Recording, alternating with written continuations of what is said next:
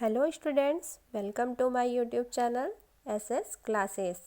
Students, मैंने पहले video में संसद के कार्य एवं शक्तियों के बारे में आप सबको बताया। आई होप कि आप सबको वीडियो पसंद आया होगा और ईज़िली आप सारे पॉइंट्स याद कर लिए होंगे। आज के वीडियो में मैं आपको मतदान प्रक्रिया के विभिन्न चरणों को समझाऊंगी। बच्चों, यह जो प्रश्न है 2019 और 2020 के तीनों सेट में पूछा गया था और अभी आपके फरवरी माह के असाइनमेंट में भी यह प्रश्न पूछा गया था। इसलिए यह प्रश्न परीक्षा की दृष्टि से बहुत महत्वपूर्ण है। परीक्षा ही नहीं बच्चों, सामान्य ज्ञान के तौर पर भी हमें मतदान संबंधी प्रक्रियाओं से अवगत होना चाहिए। तो चलो बच्चों, वीडियो को शुरू करते हैं। हमारे देश में केंद्र तथा राज्य स्तर पर निर्वाचन आयोग का गठन किया जाता है। निर्वाचन आयोग द्वारा राज्य सरकार के परामर्श से राज्य एवं जिला निर्वाचन अधिकारियों को मनोनीत किया जाता है। प्रत्येक राज्य में एक मुख्य निर्वाचन अधिकारी तथा जिला स्तर में जिला निर्वाचन अधिकारी होते हैं। सभी अधिकारी निर्वाचन आयोग के अधीन रहकर अपना कार्य करते हैं। तो यहाँ पे आपको मैं बता दूं बच्चों, जो निर्वाचन आयोग होता है वो केंद्र तथा राज्य दोनों स्तर पर गठित किया जाता है। तो चलिए हम मतदान प्रणाली के 6 बिंदुओं को क्रमशः समझते हैं। तो मतदान प्रक्रिया के 6 चरण होते हैं।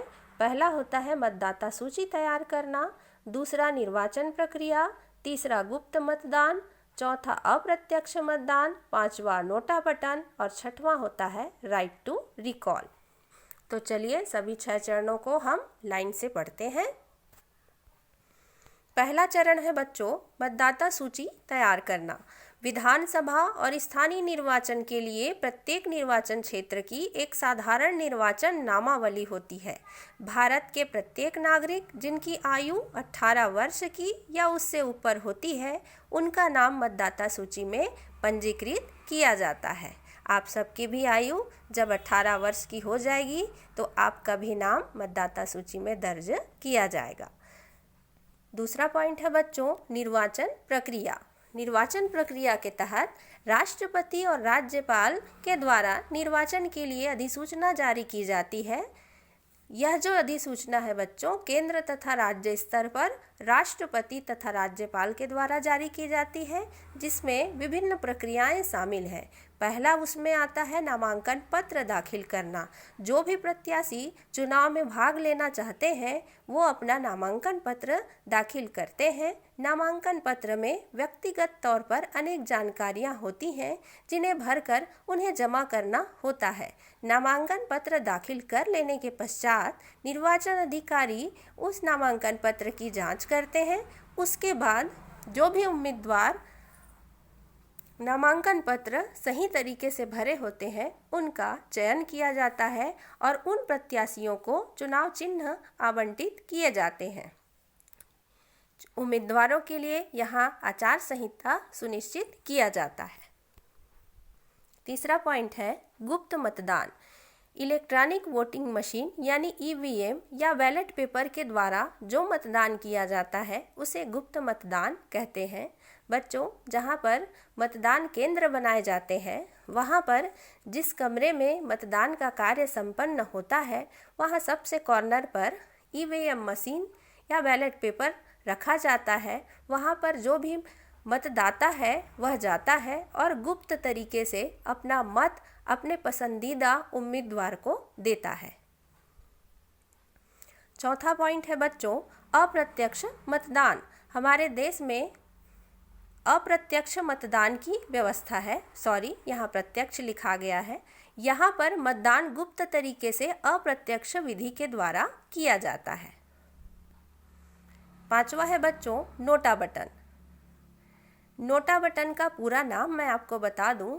नोटा मतलब NOTA, जिसमें N का अर्थ है नन, O का अर्थ है ऑफ, T का अर्थ है द और A का अर्थ है एबव, जिसका हिंदी अर्थ होता है बच्चों इनमें से कोई नहीं।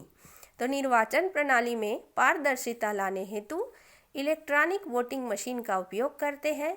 इसमें मतदाताओं के नाम और चुनाव चिन्ह के साथ अब एक और बटन जोड़ा गया है जिसे नोटा बटन कहते हैं। इसका उपयोग हम किसी भी उम्मीदवार को अगर पसंद नहीं करते हैं तब की स्थिति में कर सकते हैं। इस नोटा बटन को सबसे पहले प्रारंभ किया गया था 2013 के चुनावों में, और यह जो नोटा बटन होता है उसे ईवीएम के सबसे नीचे दिया जाता है। सबसे लास्ट पॉइंट है बच्चों, राइट टू रिकॉल। यह जो नियम है बच्चों स्थानीय निकाय में लागू होता है, जिसके तहत पंचायत या नगर पालिका के 50% प्रतिनिधियों के हस्ताक्षर और ग्रामवासियों के 2/3 बहुमत से किसी भी प्रतिनिधि को उसके पद से हटाया जा सकता है। कहने का अर्थ है बच्चों, पंचायत स्तर पर या नगर पालिका स्तर पर जो भी प्रतिनिधि अपने कार्य का उचित ढंग से निर्वहन नहीं कर रहे हैं, उस स्थिति में उनको राइट टू रिकॉल के माध्यम से उनके पद से हटाया जा सकता है। तो ये जो 6 पॉइंट है बच्चों, ये मतदान प्रक्रिया के 6 महत्वपूर्ण चरण हैं।